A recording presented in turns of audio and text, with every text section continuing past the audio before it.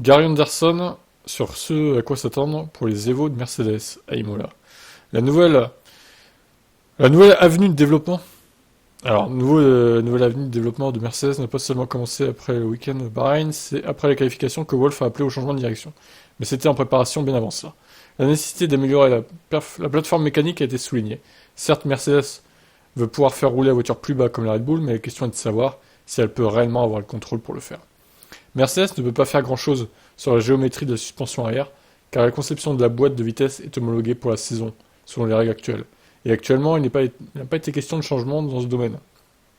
Par contre, ça pourrait changer pour 2024. Mais ce qui est intéressant, ou devrais-je dire concernant la partie, c'est que ceux de Mercedes continuent de souligner qu'ils sont intrigués par des choses. Ils semblent être aspirés trop facilement par les bonnes journées quand la voiture fonctionne bien.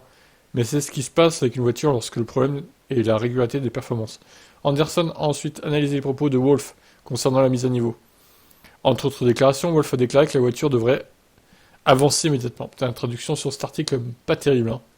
Immédiatement est un grand mot. Il faut du temps pour optimiser la voiture après avoir introduit les développements.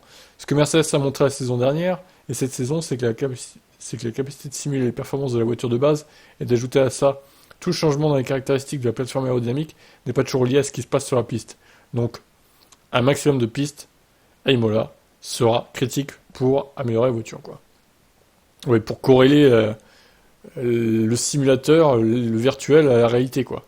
Plus tard dans la même interview, Wolff a déclaré que Mercedes n'essayait pas de trouver de solution miracle qui renverserait la situation. Et voilà, mais il a de nouveau répété qu'il y a des performances disponibles immédiatement. Il y a des performances disponibles immédiatement. Ouais, j'ai déjà entendu ça, Anderson a continué. Ça doit être prouvé sur quelques week-ends sur différentes pistes, les progrès. Le progrès n'est pas comme un interrupteur d'éclairage, c'est plutôt un gradateur qui devient plus lumineux à chaque fois que vous conduisez la voiture. Ouais, c'est pas faux. Mercedes est clairement confiant dans ce domaine, dans ce changement de direction, mais voyons déjà à Imola ce que ça va faire. Monaco et Barcelone apporteront également avant de pouvoir tirer des conclusions sur ce qui a été fait. Après tout, Mercedes a déjà été confiante et a été prise de dépourvu.